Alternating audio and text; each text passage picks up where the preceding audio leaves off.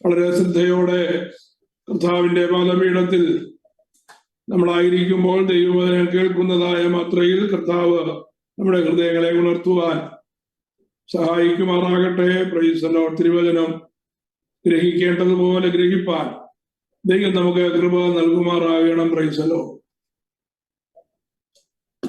റിച്ചുവിനെയും കിച്ചുവിനെയും കാണുമ്പോൾ എനിക്ക് ഭയങ്കര സന്തോഷം തോന്നി. ശരിയായി വേദപുസ്തകം പഠിക്കാനായിട്ടുള്ള താല്പര്യത്തോടെ ഇരിക്കുന്ന രണ്ട് കുഞ്ഞുങ്ങളാണ്. ഡെസ്കിന്റെ മുകളിൽ പേപ്പറും വെച്ച് പേനയൊക്കെ എടുത്ത് വളരെ കാര്യമായി കേട്ട് എഴുതാനുള്ള തയ്യാറോടുകൂടെ ഇരിക്കുകയാണ്. Price the Lord. ഇങ്ങനെ വേണം ബൈബിൾ ക്ലാസ്സിൽ അറ്റൻഡ് ചെയ്യാൻ. ഇങ്ങനെ ഇരിക്കുന്നത് കാണുമ്പോൾ പഠിപ്പിക്കാൻ എന്ത് സുഖമാണെന്നറിയാമോ? Price the Lord. ദൈവം സഹായിക്കുമാറാകട്ടെ. നമുക്ക് നമ്മുടെ പതിവുള്ളതായ വേദപഠന ക്ലാസ്സിലേക്ക് കടന്നു വരാം.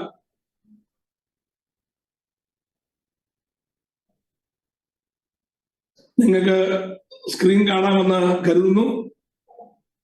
Price the Lord. കഴിഞ്ഞ ആഴ്ചയിൽ നമ്മൾ ചിന്തിച്ചു നിർത്തിയത് കർത്താവിന്റെ അല്ലെങ്കിൽ ദൈവമായ യഹോവയുടെ മാസ്റ്റർ പ്ലാൻ ആരംഭിക്കുകയാണ്. ഒരു രാജ്യത്തിന് അല്ലെങ്കിൽ തൻ്റെതായിട്ടുള്ള രാജ്യത്തിന് നമ്മുടെ കർത്താവ് അടിസ്ഥാനമിടുകയാണ്. ദൈവത്തിന്റെ ജനം എന്നതായ നിലയിൽ അബ്രഹാമിന്റെ സന്തതിയായ ഇസ്രയേലിന് പേര് നൽകുന്നതായ ആ വളരെ പ്രധാനപ്പെട്ടതായ സന്ദർഭമാണ് കഴിഞ്ഞ ആഴ്ചയിൽ നാം പഠിച്ചു നിർത്തിയത്. ഒരു രാഷ്ട്രം എന്നുള്ളതായ നിലയിൽ വളർന്നു വരേണ്ടതിന് ആ രാഷ്ട്രം ഒന്നുമല്ലാതിരിക്കുമ്പോൾ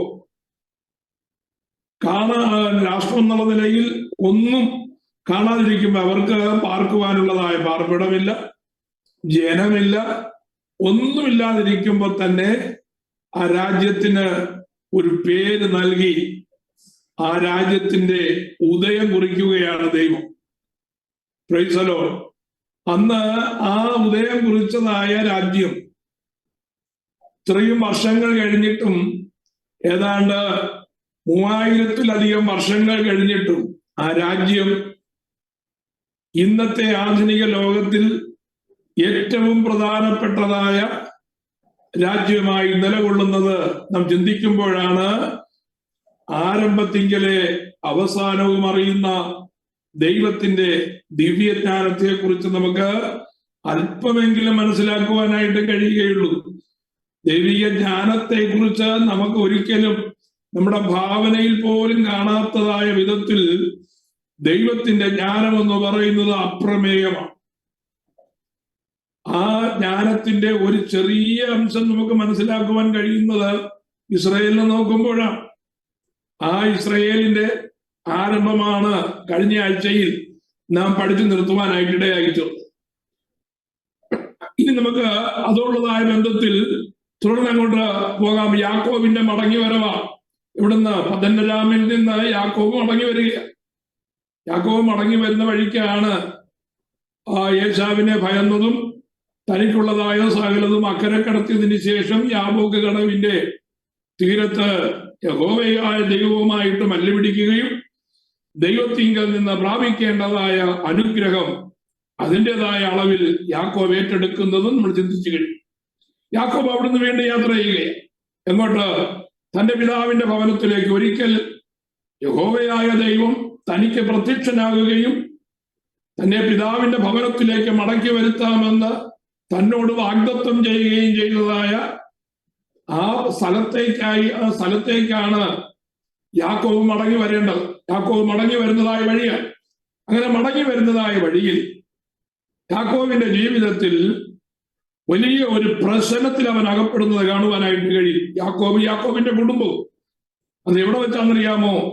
താൻ ബേഥേലിൽ വരുന്നതിന് മുമ്പ്, ബേഥേലിൽ എത്തുന്നതിന് തൊട്ട് മുമ്പ് ശേഖേം എന്ന് പറയുന്നതായ സ്ഥലത്തെത്തി. ഇവിടെ ഈ അധ്യായത്തിൽ നമ്മൾ ശ്രദ്ധിക്കേണ്ടതായ ഒരു കാര്യം, ദൈവജനത്തിന് വരുന്നതായ ചെറിയ പിഴവുകൾ പോലും വലിയ കോൺസിക്വൻസിലേക്ക്, വലിയ നെഗറ്റിവിറ്റിയിലേക്ക്, വലിയ പ്രയാസത്തിലേക്ക് എത്തിക്കുമെന്ന് നാം മനസ്സിലാക്കേണ്ടതിനു വേണ്ടിയാണ്. ദൈവിക വീണ്ടെടുപ്പാണ് നമ്മുടെ പ്രധാനപ്പെട്ടതായ വിഷയം. അതിൻ്റെ ഇടയ്ക്ക് മനുഷ്യൻ വരുത്തുന്നതായ വീഴ്ചകളും അവന് സംഭവിക്കുന്നതായ തോൽവിയുമൊക്കെ നമ്മുടെ പഠന വിഷയമാണ്. എന്തിനാണത് പഠിക്കുന്നത്? നാമും ഒരു വീണ്ടെടുപ്പിന് വേണ്ടി കാത്തിരിക്കുന്നവരാണ്. ആത്മാവിന്റെ വീണ്ടെടുപ്പ് നമുക്ക് ലഭിച്ചു കഴിഞ്ഞു. പക്ഷേ ശരീരത്തിന്റെ വീണ്ടെടുപ്പിന് വേണ്ടി നാം കാത്തിരിക്കുന്നവരാണ്. ആ വീണ്ടെടുപ്പിന്റെ പൂർത്തീകരണം നമ്മുടെ ജീവിതത്തിൽ സംഭവിക്കേണ്ടതിന് നാം ശ്രദ്ധിക്കേണ്ടതായ ഒത്തിരി കാര്യങ്ങളുണ്ട്. നിസ്സാരമെന്ന് നാം കരുതുന്നതായ അനേക കാര്യങ്ങൾ പ്രൈസ് ദി ലോർഡ് നമ്മുടെ ജീവിതത്തിൽ നെഗറ്റീവായിട്ട് തീരാതിരിക്കേണ്ടതിന് ഈ പഠിക്കുന്നതായ കാര്യങ്ങളൊക്കെ വളരെ ഗൗനിക്കേണ്ടതാണ്. ഇവിടെ സംഭവിക്കുന്നത്, യാക്കോബ് വരുന്നതായ വഴിയിൽ ശേഖേം എന്ന് പറയുന്നതായ സ്ഥലത്തെത്തി. ബഥേലിൽ നിന്ന് അധികം ദൂരമല്ല ശേഖേം എന്ന് പറയുന്നത്. ശേഖേമിൽ എത്തിക്കഴിഞ്ഞപ്പോ യാക്കോബ് ചുറ്റുപാട് വന്ന് നോക്കിയപ്പോ നല്ലൊരു പട്ടണമാണ്, പുൽമേടുകളുണ്ട്, പാർക്കുവാൻ ആവശ്യമായിരിക്കുന്നതായ സകല സന്നാഹങ്ങളുമുണ്ട്. അതുകൊണ്ട് തന്റെ ആടുമാടുകൾക്കും തന്റെ ദാസീദാസന്മാർക്കും തന്റെ കുടുംബത്തിനുമൊക്കെ സ്വസ്ഥമായി പാർക്കുവാനുള്ളതായ ഒരിടമാണ് ശേഖേം എന്ന് മനസ്സിലാക്കി എന്ത് എന്നറിയാമോ? ശേഖേമിൽ പാളയമിറങ്ങുക, അല്ലെങ്കിൽ ശേഖേമിൽ അവൻ കൂടാരമടിക്കുക. ഞാൻ ആ അധ്യായം കൂടുതൽ വിവരിക്കുന്നില്ല. അവിടെ സംഭവിച്ചതായ ആ ഒരു തോൽവി മാത്രം മെൻഷൻ ചെയ്തിട്ട് മുന്നോട്ട് പോകാം. അങ്ങനെ അവരവിടെ പാർക്കുമ്പോഴാണ്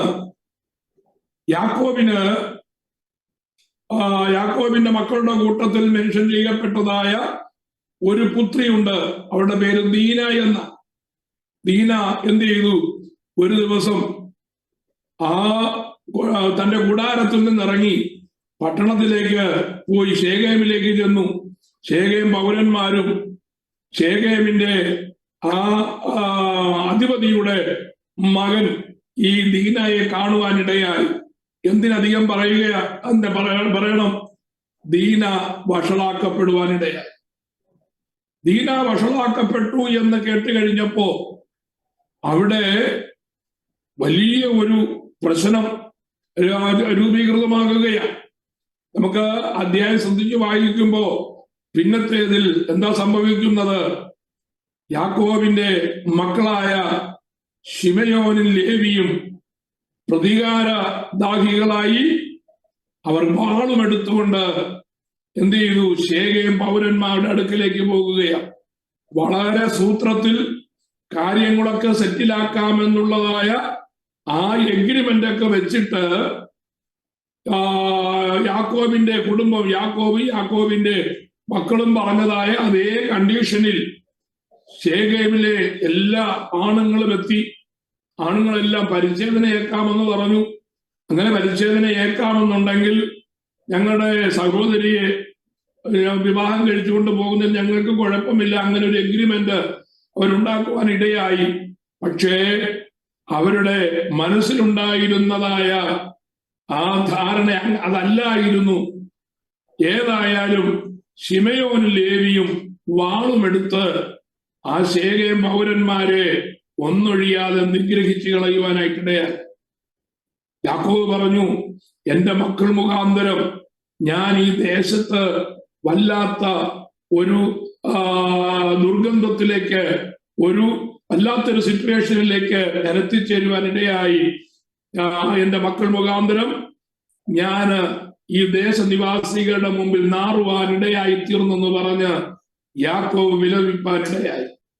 നോക്കൂ, ദൈവത്താൽ തിരഞ്ഞെടുക്കപ്പെട്ടതായ ഒരു കുടുംബത്തിനകത്ത് ആകരുതാത്തതായ കാര്യങ്ങൾ സംഭവിക്കുവാൻ എന്താ കാരണം? യാക്കോബ് എന്താണ് 20 വർഷത്തിന് മുമ്പ് യഹോവയായ ദൈവത്തിന്റെ സന്നിധാനത്തിൽ തീരുമാനമെടുത്തത്? ലൂസിൽ വെച്ചെടുത്തത് ആ തീരുമാനം നമുക്ക് 28-ാം അധ്യായം നമ്മൾ പഠിച്ചതാണ്. എന്റെ ദൈവമായ യഹോവ എന്നോട് കൂടെ ഇരിക്കുകയും എന്നെ സുരക്ഷിതമായി തിരിച്ച് എന്റെ പിതൃഭവനത്തിലേക്ക് എത്തിക്കുകയും ചെയ്താൽ ഞാൻ ഈ ബഥേലിൽ ഈ നാട്ടിയിരിക്കുന്നതായി, ഈ കല്ല് നാട്ടിയിരിക്കുന്നതായി ഇടത്ത് വന്ന് ഞാൻ അവൻ ആരാധിക്കുമെന്ന് പറഞ്ഞ് ദൈവസന്നിധാനത്തിൽ വളരെ വീറോടെ, വളരെ ശക്തിയോടെ ഒരു തീരുമാനമെടുത്തത്. തന്റെ പ്രയാസത്തിന്റെ വേളയിൽ, തന്റെ വേദനയുടെ നിമിഷങ്ങളിൽ യഹോവയായ ദൈവത്തിന്റെ സന്നിധാനത്തിൽ യാക്കോബ് തീരുമാനമെടുത്തു. പക്ഷേ അവൻ സമ്പന്നനായി അനുഗ്രഹിക്കപ്പെട്ട് അവൻ മടങ്ങി വരുമ്പോൾ ആ തീരുമാനം അവൻ മറന്നു. തീരുമാനം അവൻ മറക്കുക മാത്രമല്ല, ആ ബേഥേലിലേക്ക് എത്തേണ്ടതിന് പകരം ആ ബേഥേലിനടുത്തുള്ളതായ ശേഖേമിൽ തന്റെ ജീവിതത്തിന്റെ സുരക്ഷിതത്വം ഓർത്ത്, ജീവിതത്തിന്റെ സന്തോഷമോർത്ത്, ജീവിതത്തിൽ വരാനിരിക്കുന്നതായ നന്മയെ ഓർത്ത്, അല്ലെങ്കിൽ തന്റെ തലമുറകളുടെ എല്ലാ അനുഗ്രഹമോർത്ത് അവൻ ശേഖേമിൽ പാളയമിറങ്ങുവാനിട, അല്ലെങ്കിൽ ശേഖേമിൽ കൂടാരമടിക്കുവാനിടയായി. Praise the lord. ബേഥേലും ശേഖേമും തമ്മിൽ ദൂരത്തിന് വലിയ വ്യത്യാസമില്ല. അവനെപ്പോ വേണമെങ്കിലും ബേഥേലിലേക്ക് ചെന്ന് ദൈവത്തിന്റെ മുമ്പാകെ താൻ ചെയ്തതായ നേർച്ച കഴിക്കാം. കാര്യങ്ങളൊക്കെ ശരിയാണ്. പക്ഷേ വളരെ അടുത്താണെങ്കിൽ പോലും യാക്കോബ് നേർച്ച നേർന്നത് അതുപോലെ ചെയ്യാത്തതിന്റെ ഫലമായി ബേഥേലിന് പകരം ശേഖേമിൽ അവൻ അവൻ കൂടാരമടിച്ചതിന്റെ ഫലമായി തന്റെ കുടുംബത്തിന്റെ മേൽ തീർത്താൽ തീരാത്തതായ അപമാന ഭാരം കടന്നു വരുവാനിടയായി. എന്താണ് 34 അധ്യായത്തിൽ നിന്ന് നമുക്ക് കിട്ടേണ്ടതായ ദൂത്? നാം കാലാകാലങ്ങളിലായി ദൈവസന്നിധാനത്തിൽ പല തീരുമാനങ്ങളും പ്രതിഷ്ഠകളും ഒക്കെ എടുത്തവരാണ്, അല്ലെങ്കിൽ എടുക്കുന്നവരാണ്. നമ്മുടെ സന്തോഷത്തിന്റെ നാള് വരുമ്പോ, അല്ലെങ്കിൽ നമ്മുടെ ദുഃഖത്തിന്റെ നാള് വരുമ്പോ, നാം ഡെസ്പെറേറ്റ് ആയിരിക്കുമ്പോ, ചില വിഷയങ്ങളുടെ മുമ്പിൽ മറുപടി ലഭിക്കേണ്ടതിന് നാം അങ്ങനെ തീരുമാനമെടുക്കുന്നവരാണ്, എടുത്തിട്ടുള്ളവരാണ്. പക്ഷേ നന്മ കയ്യിൽ വരുമ്പോ, നമ്മുടെ ജീവിതത്തിന്റെ അടിസ്ഥാനങ്ങൾ ഏതാണ്ടൊക്കെ ശരിയായി എന്ന് നമുക്ക് തോന്നുമ്പോ, നമ്മുടെ ജീവിതത്തിൽ സന്തോഷകരമായ നിമിഷങ്ങളാണെന്ന് തോന്നുമ്പോ, ആ എടുത്തതായ തീരുമാനങ്ങളിൽ നിന്ന് ചെറിയ തോതിലെങ്കിലും നാം വ്യതിചലിക്കുവാൻ ഇടയായിട്ട് തീരാറുണ്ട്. യാക്കോബ് ബേഥേലിലാണ് എത്തേണ്ടതെന്ന് പറഞ്ഞത്. ബേഥേലിൽ നിന്ന് വളരെ അടുത്തുള്ളതായ ശേഖേമിൽ അവൻ കൂടാരമടിച്ചു. അവിടെ ദൈവത്തെ ആരാധിച്ചു, ദൈവത്തിന്റെ യാഗം കഴിച്ചു കാണും, ദൈവത്തെ ആരാധിച്ചു കാണും. പക്ഷേ ബേഥേലിലാണ് അവൻ ചെല്ലാമെന്ന് പറഞ്ഞത്. ദൈവസന്നിധാനത്തിൽ നാട്ടിയ ഒരു തൂണുണ്ടവിടെ. ആ കൽത്തൂണിന്മേൽ എണ്ണയൊഴിച്ച് യഹോവയായ ദൈവത്തിന് നേർച്ച നേർന്നതാണ്. ആ നേർച്ച അതുപോലെ കഴിക്കേണ്ടതിന് പകരം തന്റെ ഇഷ്ടത്തിനനുസരിച്ച് എവിടെയെങ്കിലും എങ്ങനെയെങ്കിലും കഴിച്ചാൽ മതിയല്ലോ എന്നുള്ളതായ ചിന്തയിൽ അവൻ ശേഖേമിൽ പാളയമിറങ്ങി. ശേഖേമിൽ കൂടാരം അടിച്ചത് കൊണ്ട് അവന്റെ കുടുംബത്തിന് തീരാ നഷ്ടം ഉണ്ടാകുവാൻ, തീരാ അപമാനം ഉണ്ടാകുവാൻ ഇടയായിട്ട് തീർന്നു. അങ്ങനെയെങ്കിൽ നമ്മുടെ ഈ യാത്രയിൽ, നമ്മുടെ ആത്മീയ യാത്രയിൽ നാം സമയാസമയങ്ങൾ എടുക്കുന്നതായ തീരുമാനങ്ങളുടെ ലംഘനങ്ങളാണ് ഒരുപക്ഷെ നമ്മുടെ ജീവിതത്തിൽ വരുന്നതായ നഷ്ടങ്ങൾ, നമ്മുടെ ജീവിതത്തിൽ വരുന്നതായ കഷ്ടങ്ങൾ, നമ്മുടെ ജീവിതത്തിൽ വരുന്നതായ ഒരുപക്ഷെ ഞെരുക്കങ്ങൾ, കണ്ണുനീരുകൾ, ഇതൊക്കെ അങ്ങനെ കാരണമാകുവാൻ സാധ്യതയുണ്ട്. അതുകൊണ്ട് പ്രശ്നങ്ങളുടെ മുമ്പിൽ അകപ്പെടുന്നതിന് മുമ്പ് നാം എന്ത് ചെയ്യണം? തിരിഞ്ഞൊന്ന് ചിന്തിച്ച് ദൈവത്തിന്റെ സന്നിധാനത്തിൽ എടുത്തിരിക്കുന്നതായ തീരുമാനങ്ങളിൽ ഉറച്ചു നിന്ന് നമ്മുടെ ക്രിസ്തീയ യാത്ര പൂർത്തീകരിക്കാൻ ഉത്സാഹിക്കണമെന്ന ഒരു പാഠം ആ 34 അധ്യായത്തിൽ നിന്ന് നമുക്ക് ആഴമായിട്ട് മനസ്സിലാക്കുവാൻ കഴിയും. അത് ഹൃദയത്തിൽ ചിന്തിച്ചുകൊണ്ട് അടുത്ത ഭാഗത്തേക്ക് ഞാൻ പോകുകയാണ്. യാക്കോബ് കാര്യങ്ങൾ മനസ്സിലാക്കി. ബേഥേലിലാണല്ലോ ഞാൻ പോകേണ്ടതെന്ന് മനസ്സിലാക്കി. ഇനി ശേഖേമിൽ നിന്നിട്ട് പ്രയോജനമില്ല എന്ന് പറഞ്ഞ് അവൻ ബേഥേലിലേക്ക് പോകുന്നതായ കാഴ്ചയാണ് 35 അധ്യായത്തിൽ നമുക്ക് കാണുവാൻ കഴിയുന്നത്. 35 അധ്യായത്തിൽ യാക്കോബ് ബേഥേലിലെത്തുകയാണ്. ബേഥേലിലെത്തി യാക്കോബ് നേർച്ച നിവർത്തിക്കുന്നത് കാണുവാനായിട്ട് കഴിയും. 35 അധ്യായത്തിന്റെ 35 ഒന്നുമുള്ള വാക്യത്തിൽ അനന്തരം ദൈവം യാക്കോബിനോട് നീ പുറപ്പെട്ട് ബേഥേലിൽ ചെന്ന് പാർക്ക. നിന്റെ സഹോദരനായ യേശാവിന്റെ മുമ്പിൽ നിന്ന് നീ ഓടിപ്പോകുമ്പോൾ നിനക്ക് പ്രത്യക്ഷനായ ദൈവത്തിന് അവിടെ ഒരു യാഗപീഠം ഉണ്ടാക്കുക എന്ന് കൽപ്പിച്ചു. എവിടെ യാഗപീഠം ഉണ്ടാക്കേണ്ടത്? ബേഥേലിനാ യാഗപീഠം ഉണ്ടാക്കേണ്ടത്. Price the Lord. ബേഥേൽ ദൈവത്തിന്റെ ഭവനം എന്നാണ് വാക്കിന്റെ അർത്ഥം. ദൈവം വസിക്കുന്ന ഇടമാണ്. ദൈവം ഇവിടെ ഉണ്ട് നിശ്ചയം ഞാനോ അറിഞ്ഞില്ല എന്ന് യാക്കോബ് സാക്ഷ്യം പറഞ്ഞതായ അതേ സ്ഥലം. ആ ദൈവത്തിന്റെ സന്നിധാനത്തിൽ നീ ആ ബേഥേലിൽ തന്നെ പോയി ദൈവമായ യഹോവയുടെ മുമ്പാകെ നീ എടുത്തതായ നേർച്ച കഴിക്ക എന്ന് പറയുകയാണ്. അത് കേട്ട് കഴിഞ്ഞപ്പോ യാക്കോബിന് തന്നെ തെറ്റ് മനസ്സിലായി. യാക്കോബ് എന്താ ചെയ്തത്?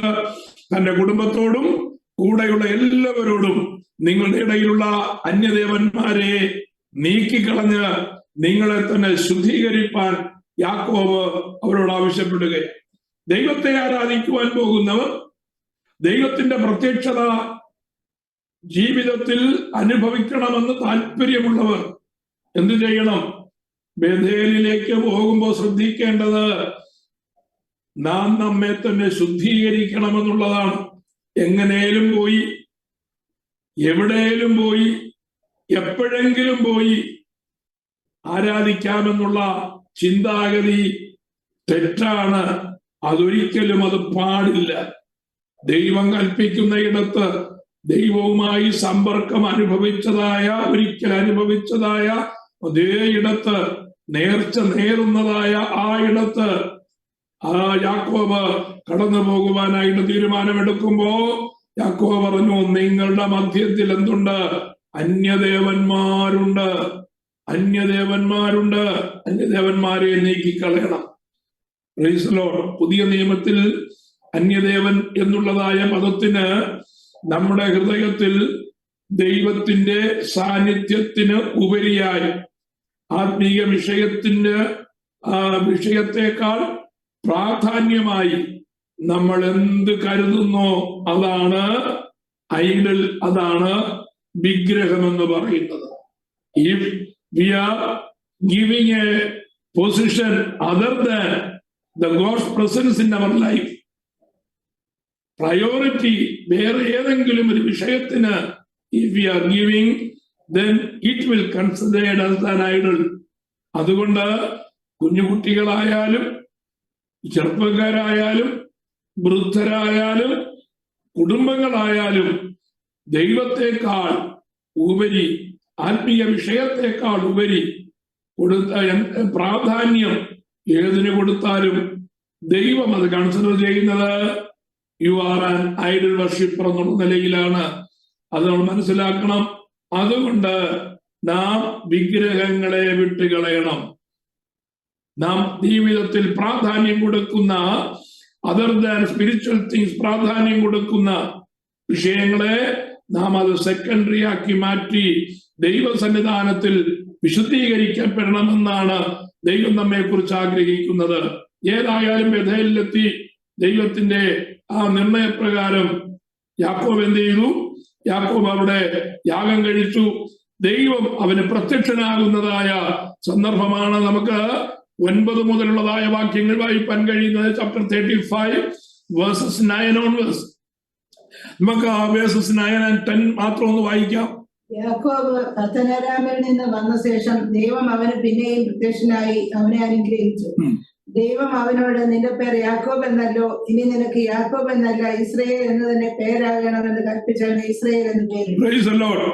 ഇസ്രയേൽ എന്ന് തന്നെ പേരാകണം. നീനും പേര് മാറ്റേണ്ട ആവശ്യമില്ല. കാരണം നിന്നിൽ നിന്നാണ് ഒരു രാഷ്ട്രം പുറപ്പെടേണ്ടത്. അതുകൊണ്ട് ഇനിയും നിന്റെ പേര് യാക്കോബ് എന്ന് വിളിക്കരുത്. ഇനി നീ ഇസ്രയേൽ എന്നറിയപ്പെടണം. ഏതായാലും യഹോവയായ ദൈവം യാക്കോബിന് പ്രത്യക്ഷപ്പെട്ട് യാക്കോബിന് വേണ്ടതായ ഇൻസ്ട്രക്ഷൻസ് നൽകുകയാണ്. യാക്കോബ് അവനോട് സംസാരിച്ച സ്ഥലത്ത് നിന്ന് ദൈവം അവനെ വിട്ട് കയറിപ്പോയി. അവൻ തന്നോട് സംസാരിച്ചെടുത്ത് യാക്കോബ് ഒരു കൽത്തൂൺ നിർത്തി അതിന്മേൽ ഒരു പാനീയ യാഗമൊഴിച്ച് എണ്ണയും പകർന്നു. യാക്കോബിന് മറ്റൊരു പേരുണ്ട് കേട്ടോ. തൂണുകളുടെ മനുഷ്യൻ എന്ന് വേണമെങ്കിൽ നമുക്ക് യാക്കോബിനെ വിളിക്കാം. കാരണം യാക്കോബ് ദൈവത്തിന്റെ സന്നിധാനത്തിൽ തൂണുകൾ നിർത്തിയത് നമുക്ക് കാണുവാനായിട്ട് കഴിയും. Price the Lord. ഇവിടെയും നമുക്ക് യാക്കോബ് ദൈവത്തിന്റെ സന്നിധാനത്തിൽ ഒരു തൂൺ നിർത്തി. എന്തിനാ? യാക്കോബ് തനിക്ക് പ്രത്യക്ഷനായ യഹോവയുടെ ആ ജ്ഞാപകമായിട്ട്, ഒരു റിമംബറൻസ് ആയിട്ട്, ഒരു മെമ്മോറിയൽ ആയിട്ട് അത് യാക്കോബ് അവിടെ വെക്കുകയാണ്. അപ്പോ അധ്യായത്തിൽ 3-ാമത്തെ ഭാഗം എന്ന് പറയുന്നത് യാക്കോബിന്റെ 12-ാമത്തെ മകൻ ജനിക്കുന്നതായ സന്ദർഭമാണ്. ഇവരിപ്പോ ഇതുവരെയും ഇവിടെ എത്തിയിട്ടില്ല. കനാനിൽ അപ്പന്റെ ഭവനമായ ആ കനാൻ ദേശത്ത് എത്തിയിട്ടില്ല കേട്ടോ. Praise the lord. അതിലേക്കുള്ളതായ യാത്രാമധ്യത്തിൽ ബെന്യാമീന്റെ ജനനം നമുക്ക് 16 മുതൽ 20 വരെയുള്ളതായ വാക്യങ്ങളിൽ വായിപ്പാനായിട്ട് കഴിയും. പ്രത്യേകിച്ച് അതിന്റെ 16ഉം 17ഉം വാക്യങ്ങൾ. അവർ ബഥേലിൽ നിന്ന് യാത്ര പുറപ്പെട്ടു. അവർ ബഥേലിൽ നിന്ന് യാത്ര പുറപ്പെട്ടു.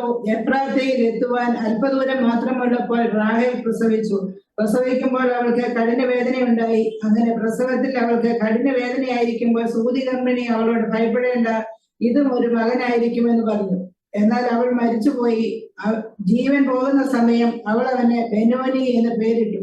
അവന്റെ അപ്പനോ അവന് ബെന്യാമീൻ എന്ന് പേരിട്ടു. Price the Lord. അപ്പോ ബെന്യാമീന്റെ ജനനമാണ് ഈ യാത്രയിൽ നമുക്ക് അനുഭവിക്കാൻ അല്ലെങ്കിൽ കാണുന്നതായ മറ്റൊരു കാര്യം. യാക്കോബ് തിരിച്ച് കനാൻ ദേശത്ത് എത്തുന്നതിന് മുമ്പ് ആ വഴിയിൽ വെച്ച് എഫ്രാത്തയിൽ വെച്ച് എന്ത് ചെയ്തു? റാഹേല് മരിക്കുവാനായിട്ടിടയായി. റാഹേൽ മരിച്ചിട്ട് അവള് ബെത്ലഹേം എന്ന എഫ്രാത്തിന് പോകുന്ന വഴിയിൽ അടക്കം ചെയ്തു. അവളുടെ കല്ലറയിന്മേൽ യാക്കോബ് ഒരു തൂൺ നിർത്തി. അത് റാഹേലിന്റെ കല്ലറത്തൂൺ എന്ന പേരോടെ ഇന്ന് വരെയും നിൽക്കുന്നു. Price the Lord. അപ്പോ യാക്കോബിന്റെ ആ പേര് അനർത്ഥമാകത്തക്ക രീതിയിൽ തന്റെ യാത്രയിൽ താൻ ചെയ്യുന്നതായ മെമ്മോറിയൽസ് നമുക്ക് കാണുവാനായിട്ട് കഴിയും. ഇനി യാക്കോബിന്റെ ജീവിതത്തിൽ സംഭവിക്കുന്നതായ അടുത്ത വല്ല ദോഷകരമായ അടുത്തൊരു കാര്യമുണ്ട്. അത് 21, 22 വാക്യങ്ങൾ നമുക്ക് കാണുവാനായിട്ട് കഴിയും. തന്റെ മൂത്ത പുത്രനായ രൂബേൻ ചെയ്യുന്ന ഒരു മ്ലേച്ഛത ഈ അധ്യായത്തിലാണ് നമുക്ക് കാണുവാൻ കഴിയുന്നത്. ഞാൻ അതേക്കുറിച്ചൊന്നും വിവരിക്കുന്നില്ല. രൂബേന്റെ ആ ആദ്യജാതനുള്ളതായ ആ ക്വാളിഫിക്കേഷൻ എന്നേക്കുമായി അവനിൽ നിന്ന് മാറിപ്പോകുന്ന ഒരു പാപത്തിൽ അവൻ അകപ്പെടുവാനിടയായി. താൽക്കാലികമായിരിക്കുന്നതായ സുഖത്തിനു വേണ്ടി, താൽക്കാലികമായിരിക്കുന്നതായ ഇമ്പത്തിനു വേണ്ടി, താൽക്കാലികമായ ആശ്വാസത്തിനു വേണ്ടി ചെയ്യുന്നതായ വിഷയങ്ങൾ നിത്യമായ നഷ്ടമുണ്ടാക്കുമെന്നുള്ളതിന് അടുത്ത സൈനാണ് അവിടെ കാണുവാൻ കഴിയുന്നത്. ഇതൊക്കെ നമുക്ക് കിട്ടുന്ന നമ്മുടെ ആത്മീക ജീവിതത്തിൽ നമ്മൾ ശ്രദ്ധിക്കേണ്ട ഒത്തിരി കാര്യങ്ങളാണ് കേട്ടോ. ചിലപ്പോൾ നമ്മളിത് വായിച്ച് നിസ്സാരമെന്നുള്ളതായ രീതിയിൽ വായിച്ച് മുന്നോട്ട് വിടും. യാക്കോബിന് 12 മക്കളാണെന്ന് നമുക്കറിയാം. ഏറ്റവും ആദ്യം ലേയിൽ നിന്ന് യാക്കോബിന് ലഭിച്ചത് രൂബേനാണെന്നും അറിയാം. ആ ഒന്നാമത് ജനിച്ചു എന്നുള്ളതായ നിലയിൽ നിത്യഭവനമൊരുക്കുന്നതായ ദൈവം രൂബേന് കൊടുക്കുവാനിരുന്നതായ സ്ഥാനങ്ങൾ വളരെ വലുതാണ്. ആദ്യജാതന് ലഭിക്കേണ്ടതായ സകല അനുഗ്രഹങ്ങളും രൂബേനിൽ നിക്ഷിപ്തമാണ്. അത് രൂബേനിൽ നിക്ഷിപ്തമായിരിക്കുമ്പോൾ തന്നെ അത് സൂക്ഷിക്കേണ്ടത് ആരുടെ കടമയാണ്? അത് അവരവരുടെ തന്നെ കടമയാണ്. നമുക്കറിയാം യാക്കോബും ഏശാവിന്റെയും കാര്യം.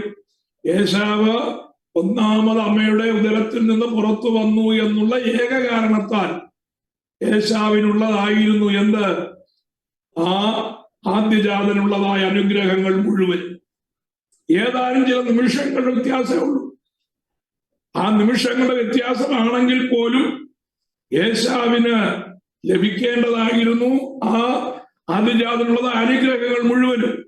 പക്ഷേ താൽക്കാലികമായിരിക്കുന്ന ഒരു ആശ്വാസത്തിനു വേണ്ടി, താൽക്കാലികമായ ജഡത്തിന്റെ ആ വിശപ്പ് ശമിപ്പിക്കുവാനുള്ളതായ ആഗ്രഹം മുന്നിൽ വന്നത് കൊണ്ട് ആ ആദ്യജാതന് ലഭിക്കേണ്ടതായ അനുഗ്രഹത്തെ അവൻ അലക്ഷ്യമാക്കി കളഞ്ഞു.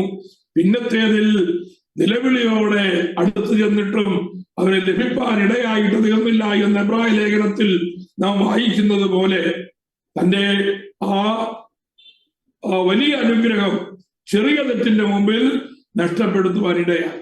ഇവിടെ രൂപേന് സംഭവിച്ചതും അത് തന്നെയാണ്. അവനെന്താ ചെയ്തത് നമുക്കറിയാം. അത് അറിയേണ്ടതിന് നിങ്ങൾ ചാപ്റ്റർ 35:21 and 22 ഒന്ന് വായിച്ചു നോക്കിയാൽ മതി. Price the Lord. ഏതായാലും അവിടെ നമുക്ക് യാക്കോബിന്റെ യാത്രയുടെ അവസാനം കാണുവാനായിട്ട് കഴിയും. യാക്കോബിന്റെ അപ്പനായ ഇസഹാക്കിന്റെ മരണത്തോടുകൂടെ ആ അധ്യായം അവസാനിക്കുകയാണ്. 28, 29 അധ്യായങ്ങളിൽ ഇസഹാക്കിന്റെ മരണം നമുക്ക് കാണുവാനായിട്ട് കഴിയും. അത് വായിച്ചതിന് ശേഷം നമുക്ക് വളരെ പ്രധാനപ്പെട്ടതായ അടുത്ത ഭാഗത്തേക്ക് പോകാം. 28, 29 വാക്യങ്ങൾ. Genesis chapter 35 and 30, 28 and 29. ഇസഹാക്കിന്റെ ആയുസ് 180 സംവത്സരമായിരുന്നു. ഇസഹാക്ക് വയോധികനും കാലസമ്പൂർണനുമായി പ്രാണനെ വിട്ട് മരിച്ചു, തന്റെ ജനത്തോട് ചേർന്നു. അവന്റെ പുത്രന്മാരായ ഏശാവും യാക്കോബും കൂടി അവനെ അടക്കം ചെയ്തു. Price the Lord. ഇസഹാക്കിന്റെ മരണം സംഭവിക്കുകയാണ്. ഇനി നമുക്ക് അടിസ്ഥാനമിട്ടതായ ഒരു രാഷ്ട്രത്തിന് പേര് നൽകി അതിന് അടിസ്ഥാനമിട്ടതായ ദൈവം ആ രാഷ്ട്രത്തെ പണിയുവാനുള്ളതായ പദ്ധതി എടുക്കുകയാണ്. നമ്മൾ കഥ വായിക്കുന്നതിന്റെ കൂട്ട് വായിച്ചു പോകുന്നത് ശരിയാണ്. പക്ഷേ അതിന്റെ പിന്നിൽ ദൈവത്തിന്റെ വളരെ വിവേകപൂർണമായ, വളരെ ജ്ഞാനപൂർണമായ ദൈവത്തിന്റെ പ്രവൃത്തിയും കൂടെ നമ്മൾ ചിന്തിക്കണം. എന്തിനാണ്? നാമും ജ്ഞാനിയായി തീരേണ്ടതിന് വേണ്ടിയാണ്. നമ്മൾ യാക്കോബിന്റെ കഥയും യോസഫിന്റെ കഥയും ഒക്കെ വായിച്ചു പോകും. പക്ഷെ അതിന്റെ പിന്നിൽ ദൈവത്തിന്റെ ആ അഗാധമായ ജ്ഞാനം എങ്ങനെയാണ് വെളിപ്പെട്ടത് എന്നും കൂടെ നാം ചിന്തിച്ചു പോകണം. അപ്പോ അടുത്ത ചിന്തിക്കാൻ പോകുന്നത് ഇസ്രയേൽ എന്ന് പറയുന്നതായ ആ രാഷ്ട്രത്തിന് ദൈവം എന്ത് ചെയ്തു? പേര് കൊടുത്തു. ഇനി ആ രാഷ്ട്രം പണിയണം. സാധാരണ രീതിയിൽ രാജ്യം ഉണ്ടായതിനു ശേഷമാണ് രാജ്യങ്ങൾക്ക് പേര് കൊടുക്കുന്നത്, ഇല്ലേ? മക്കൾ ഉണ്ടായതിനു ശേഷമാണ് മക്കൾക്ക് പേര് കൊടുക്കുന്നത്. ഒരു ദേശത്തിന് അതിൻ്റെതായിട്ടുള്ള നിലയിലുള്ളതായ പേരാണ് കൊടുക്കുന്നത്. പക്ഷെ ദൈവം ചെയ്യുമ്പോ അവസാനം കണ്ടിട്ടാണ് അത് ആദ്യമേ തന്റെ പ്രവൃത്തി ആരംഭിക്കുന്നത്. ദൈവം എപ്പോഴും അങ്ങനെയാണ്. അതുകൊണ്ട് നമുക്കൊരു കാര്യം ഉറപ്പ് വേണം. എന്താണെന്നറിയാമോ? നമ്മുടെ ജീവിത അവസാനത്തെ കുറിച്ച് ദൈവത്തിന്റെ മുമ്പിൽ എഴുതപ്പെട്ടതായ ഒരു പ്ലാൻ ഉണ്ട്. ഈ ലോകത്തിൽ നമ്മെ കുറിച്ച് ദൈവത്തിനൊരു പ്ലാൻ ഉണ്ട് എന്ന് നമുക്ക് അറിവ് വേണം. നമുക്ക് അതിനകത്തൊരു ഉറപ്പ് വേണം. അങ്ങനെ ഉറപ്പുണ്ട് എങ്കിൽ വർത്തമാനകാലത്തിൽ നമ്മൾ കടന്നു പോകുന്നതായ നെഗറ്റീവായിരിക്കുന്നതായ ഒരു വിഷയത്തിന്റെ മുമ്പിലും നമുക്ക് നിരാശപ്പെടേണ്ടതായി വരികയില്ല. നമ്മൾ എന്തുകൊണ്ടാണ് നിരാശപ്പെടുന്നത്? നമ്മൾ എന്തുകൊണ്ടാണ് സംശയിക്കുന്നത്? നമ്മൾ എന്തുകൊണ്ടാണ് ഉത്കണ്ഠാകുലരാകുന്നത്? നമ്മൾ എന്തുകൊണ്ടാണ് ആകുലചിത്തരാകുന്നത്? നാളെയെ കുറിച്ച് പലപ്പോഴും നമുക്ക് ഭയമുളവാകുന്നത് കൊണ്ടാണ്. വരുവാൻ പോകുന്നതായ ദിവസങ്ങളിൽ നമ്മുടെ ചെലവുകൾ എങ്ങനെ നിയന്ത്രിക്കുമെന്നുള്ളത് ഓർക്കുമ്പോൾ ലഭിക്കുന്നതായ അല്പം അല്ലെങ്കിൽ കയ്യിലുള്ളതായ പരിമിതമായ ആ ഫൈനാൻസ് ഓർത്ത് നാം ഉത്കണ്ഠാകുലരാകും. നമ്മുടെ ജോലി നാളെ നഷ്ടപ്പെട്ടാൽ എന്ത് ചെയ്യും എന്നുള്ളതായ വലിയ ഒരു ചോദ്യചിഹ്നം നമ്മുടെ മുമ്പിലേക്ക് കടന്നു വരും. ആരോഗ്യം, ഇന്നുള്ളതായ ആരോഗ്യം നാളെ ഇല്ല, ഒരു രോഗം വന്നു കഴിഞ്ഞാൽ ഞാൻ എന്ത് ചെയ്യും എന്നുള്ളതായ ചിന്ത പലപ്പോഴും നമ്മെ ഭാരപ്പെടുത്തും. എന്തുകൊണ്ടാണ് ചിന്തിക്കേണ്ട എന്നല്ല, ഈ ചിന്ത എന്തുകൊണ്ട് ഭാരമുളവാകുന്നു എന്ന് ചോദിച്ചാൽ ആരംഭത്തിങ്കിലെ അവസാനവും കണ്ടതായ ദൈവം എന്റെ അവസാനം എങ്ങനെയായിരിക്കണം, എന്റെ നാളുകൾ എങ്ങനെയായിരിക്കണം എന്ന് ദൈവത്തിന്റെ മുമ്പിൽ ഒരു പദ്ധതി ഉണ്ട് എന്ന് ഉറക്കുന്ന ഒരു ദൈവ ഭക്തൻ ഒരിക്കലും ഭാരപ്പെടേണ്ടി വരികയില്ല. ദൈവത്തിങ്കലുള്ളതായ പ്രത്യാശയാൽ അവൻ ദിനംതോറും നിറയുവാനായിട്ടിടയാകും. അതാണ് നമുക്ക് ഇനി അടുത്ത ഭാഗങ്ങൾ കാണുവാനായിട്ട് കഴിയുന്നത്. ഇസ്രയേൽ എന്ന പേര് ദൈവം കൊടുത്തു എങ്കിൽ ആ ഇസ്രയേലിനെ ഒരു രാഷ്ട്രമാക്കുവാൻ ദൈവം ചെയ്യുന്നതായ പദ്ധതികൾ എന്തൊക്കെയാണ് എന്ന് നമുക്ക് കാണുവാനായിട്ട് കഴിയും. അവിടെയാണ് നമുക്ക് യോസഫിന്റെ ജീവിതത്തിലേക്ക് കടന്നു വരുന്നത്. 37-ാമത്തെ അധ്യായം മുതൽ ഉൽപ്പത്തി പുസ്തകം 50-ാമത്തെ അധ്യായം വരെയുള്ളതായ 16 അധ്യായങ്ങൾ യോസഫിനെ കൊണ്ട് നിറഞ്ഞു നിൽക്കുകയാണ്. യോസഫ് എന്ന് പറയുന്നതായ യാക്കോബിന് ജനിച്ചതായ 11-ാമത്തെ പുത്രൻ.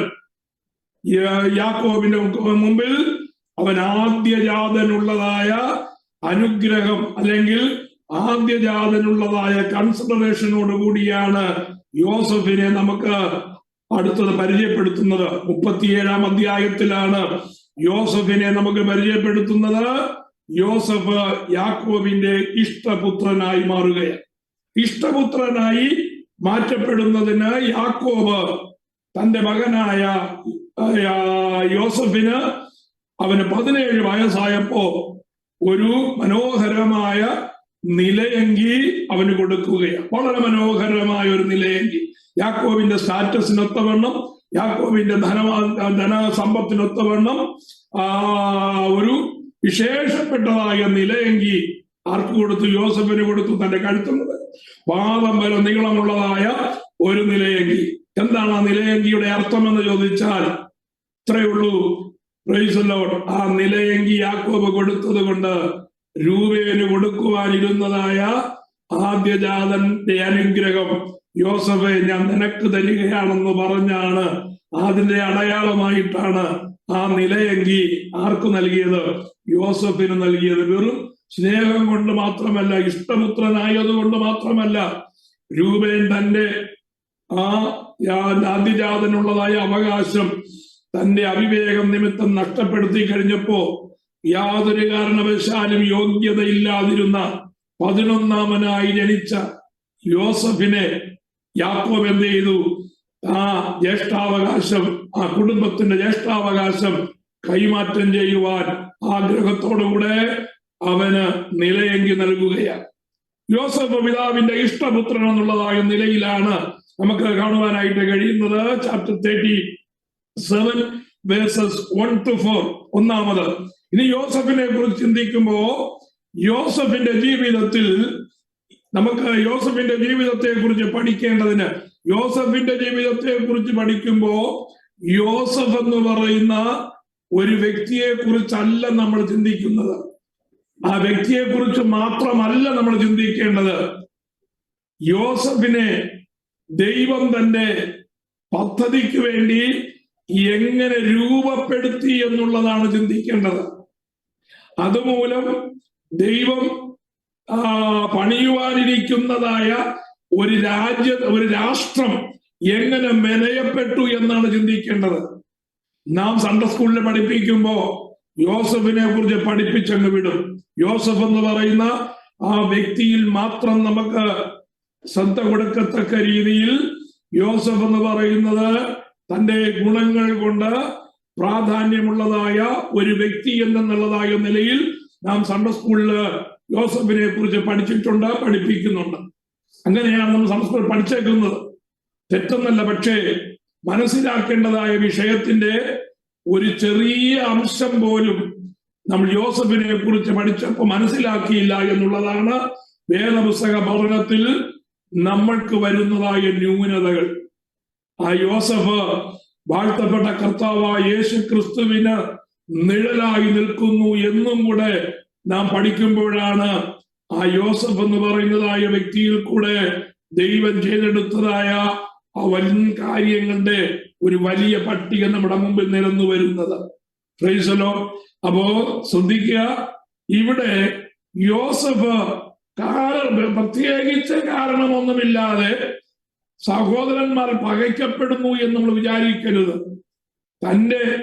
തങ്ങളുടെ പിതാവായ യാക്കോബ് തങ്ങളെക്കാൾ, ശിമയോനേക്കാൾ, ലേവിയേക്കാൾ, യഹൂദയേക്കാൾ, ഇസാഖാരിനേക്കാൾ, സെബുലൂനേക്കാൾ ഒക്കെ, നെത്താലിയേക്കാളും ആശേരിനേക്കാളും ഒക്കെ അധികമായി യാക്കോബ് യോസഫിനെ ഇഷ്ടപ്പെടുന്നു എന്ന് മനസ്സിലാക്കിയപ്പോ സഹോദരന്മാരുടെ ഹൃദയത്തിൽ അസൂയ പൊങ്ങുവാനായിട്ടിടയായി. ഒരു കുടുംബത്തിനകത്ത് വരുന്നതായ ദോഷങ്ങൾ, അതിന്റെ അടിസ്ഥാന കാരണങ്ങൾ നമുക്ക് ചിന്തിപ്പാനായിട്ട് കഴിയും. ഒരു ക്രിസ്തീയ ഭവനത്തിനകത്ത്, ഒരു ക്രിസ്തീയ സഭയ്ക്കകത്ത് ദൈവത്താൽ നിയന്ത്രിക്കപ്പെടുന്നതായ ഒരു കൂട്ടത്തിനുള്ളിൽ എങ്ങനെയാണ് ദുഷ്ടൻ പ്രവേശിക്കുന്നത് എന്ന് നമ്മൾ മനസ്സിലാക്കണം. പാപങ്ങളെ നാം വിലയിരുത്തുമ്പോ ഞാൻ പലപ്പോഴും പറഞ്ഞിട്ടുണ്ട്, മദർഹുഡ് സിൻസ് ഉണ്ട്, അതായത് ജനിതക പാപങ്ങളുണ്ട്. ജനിതക പാപങ്ങൾ എന്ന് പറയുമ്പോ ഒരു പാപത്തിൽ നിന്ന് അനേക പാപങ്ങൾ ഉരുത്തിരിഞ്ഞ് ഒടുവിൽ അത് മാരകമായി തീരുന്നതായ അനുഭവം. നിസ്സാരമെന്ന് തോന്നാം. ആ നിസ്സാരമെന്ന് തോന്നുന്നതായ അതിൽ നിന്ന് അത് വളർന്ന് അത് പിന്നത്തേതിൽ ഭീമാകാരമായ സ്പിരിച്വൽ സിന്നായി മാറുന്നതായ വിധങ്ങൾ നമുക്ക് കാണുവാനായിട്ട് കഴിയും. ഒരു അമ്മയുടെ ഉദരത്തിൽ കാണാൻ കഴിയാത്ത, നമുക്ക് മനസ്സിലാക്കുവാൻ കഴിയാത്തതായ ഒരു ഭ്രൂണം, ഒരു എംബ്രിയോ ആദ്യം രൂപപ്പെടുന്നത് പോലെ അത് രൂപപ്പെട്ട് ക്രമേണ അത് വളർന്ന് ഉദരത്തിൽ താങ്ങുവാൻ കഴിയാത്തതായ അവസ്ഥയിലേക്ക് വരുമ്പോ അത് ഉദരത്തിൽ നിന്ന് പുറത്തേക്ക് വരികയാണ്. അത് പിന്നെയും വളർന്ന് ലോകത്തെ തന്നെ നിയന്ത്രിക്കുവാൻ കഴിയുന്നതായ വ്യക്തികളായി അത് ശക്തിയുള്ളതായ ഒരു മനുഷ്യനായി വളരുന്നത് പോലെ. ജസ്റ്റ് ഉദാഹരണം പറഞ്ഞത് മാത്രമേ ഉള്ളൂ. Price the Lord. ഇങ്ങനെ രൂപപ്പെടുന്നതായ ചെറിയ പാപങ്ങളുണ്ടല്ലോ, അത് മനുഷ്യനിൽ വളർന്ന് അനേക പാപങ്ങൾക്ക് ജന്മം കൊടുക്കുകയും പിന്നെ ഒരിക്കലും നിയന്ത്രിക്കുവാൻ കഴിയാത്തതായ രീതിയിൽ സ്പിരിച്വൽ സിന്നിലേക്ക് മാറ്റപ്പെട്ട് അവന്റെ ജീവിതം എന്നേക്കും തകരപ്പെടുന്നതായ പാപങ്ങളുണ്ട്. അങ്ങനെയുള്ളതായ പാപങ്ങളെയാണ് എന്തെന്ന് പറയുന്നത്? ജനിതക പാപങ്ങൾ എന്ന് പറയുന്നത്, അല്ലെങ്കിൽ മദർഹുഡ് സിൻസ് എന്നാണ് അതിന് നമുക്ക് പറയുവാനായിട്ട് കഴിയുന്നത്. അത് അസൂയ എന്ന് പറയുന്നത് അതിലേറ്റവും പ്രധാനപ്പെട്ട ഒരു കാര്യമാണ്. കുഞ്ഞുങ്ങൾ വളരെ ശ്രദ്ധിക്കേണ്ട കാര്യം, മാത്രമല്ല പ്രായമുള്ളവർ ശ്രദ്ധിക്കേണ്ട കാര്യം, ശുശ്രൂഷകന്മാർ ശ്രദ്ധിക്കേണ്ട കാര്യം, പ്രൈസ് ദി ലോർഡ്, എല്ലാവരും ശ്രദ്ധിക്കേണ്ട കാര്യമാണ്. ഒരു വിഷയത്തിന്റെ മുമ്പിലും ആരോടും ഒരു വസ്തുവിനോടും എന്തു തോന്നാൻ പാടില്ല? എൻവി, ജലസ്, അസൂയ തോന്നുവാൻ പാടില്ല. നമ്മെക്കാൾ ശ്രേഷ്ഠരായ അനേകരെ നമുക്ക് കാണുവാൻ കഴിയും. നമ്മെക്കാൾ കഴിവുള്ളവരെ അനേകരെ നമുക്ക് കാണുവാൻ കഴിയും. നമ്മെക്കാൾ മിടുക്കന്മാരായ അനേകരെ നമുക്ക് കാണുവാൻ കഴിയും.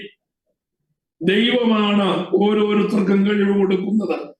ദൈവമാണ് നമുക്ക് കഴിവുകേട് തരുന്നതും ദൈവമാണ്. എന്തിനാണ്? ആ കഴിവുകേടിൽ കൂടെ ദൈവത്തിന്റെ മഹത്വം എടുക്കുവാനാണ്. ദൈവത്തിന്റെ മഹത്വം വെളിപ്പെടേണ്ടതിന് വേണ്ടിയാണ്.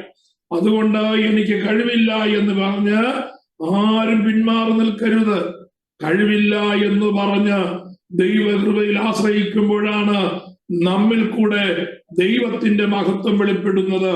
കഴിവുള്ളവരിൽ കൂടെ ദൈവമഹത്വം വെളിപ്പെടുന്നതിനേക്കാൾ ഉപരി കഴിവുകേടിൽ കൂടെ ദൈവത്തിന് മഹത്വം കൽപ്പിക്കുവാൻ കഴിയുമെന്ന് ദൈവവചനത്തിന്റെ ആദ്യോടന്തം നമുക്ക് പഠിക്കുവാനായിട്ട് കഴിയും.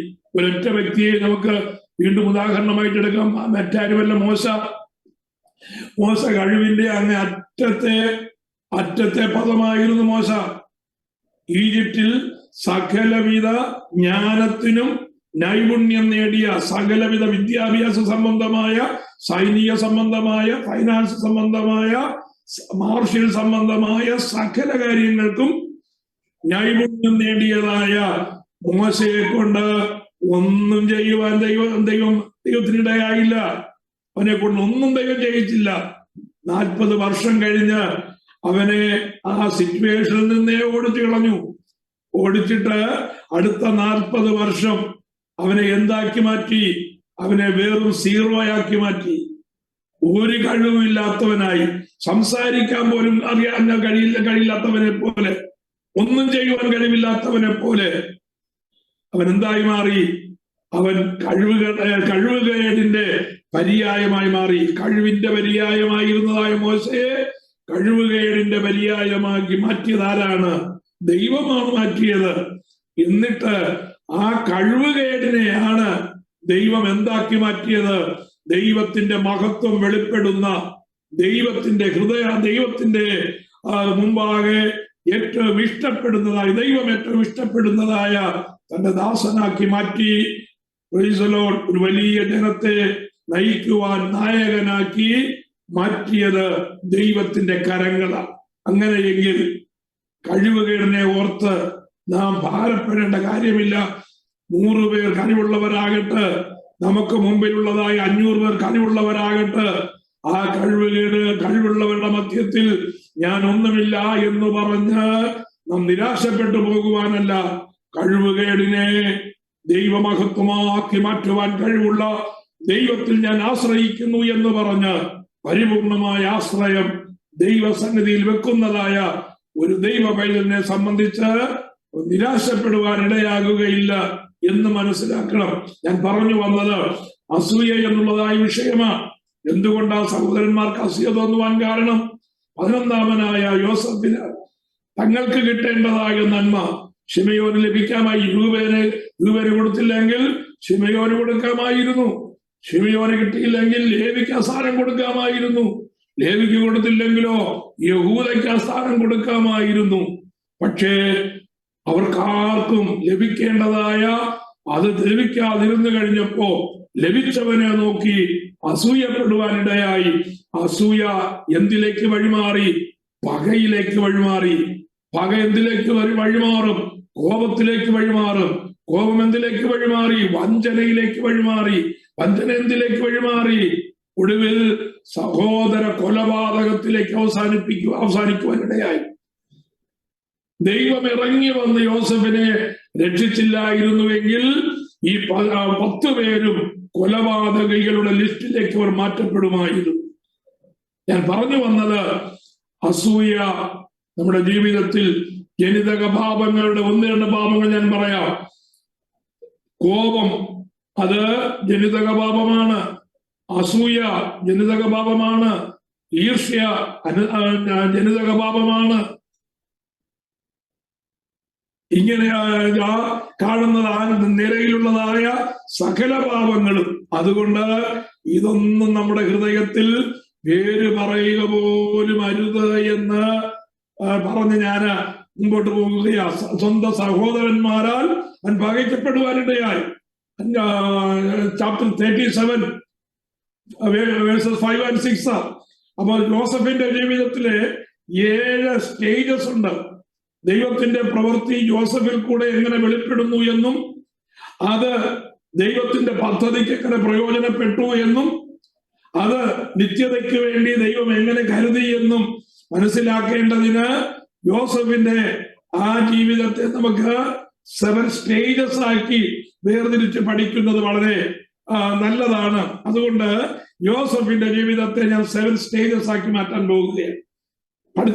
പഠിക്കുവാനുള്ളതായ ആ ഒരു ഈസിനസിന് വേണ്ടിയാണ്. 1-ാമത്തെ സ്റ്റേജ് എന്ന് പറയുന്നതാണ് യോസഫ് യാക്കോബിന്റെ ഇഷ്ടപുത്രനാണ്. Beloved son. യോസഫ് is the beloved son of Jacob. ആ ബിലവഡ് സണ്ണിന് കിട്ടേണ്ടതായ നന്മ കിട്ടിക്കഴിഞ്ഞപ്പോ യോസഫ് ആരായി മാറി? ശത്രുക്കളുടെ അല്ലെങ്കിൽ സഹോദരന്മാരുടെ മുമ്പിൽ കരടായി മാറി. അവരുടെ കണ്ണിലെ കരടായി മാറി. അവരുടെ മുമ്പിൽ ഒരു ശത്രുവായി മാറി. പിന്നെ അവൻ നോക്കുന്നതെല്ലാം ആ ശത്രുതാ മനോഭാവത്തോടെയാണ്. അങ്ങനെ ഇരിക്കുമ്പോഴാണ് യോസഫ് എന്ത് ചെയ്തത്? സ്വപ്നങ്ങൾ 2 കാണുവാനിടയായി. ഈ സ്വപ്നങ്ങളും വെളിപ്പാട് പുസ്തകവുമായി ബന്ധമുണ്ട്. ശ്രദ്ധിക്കണം.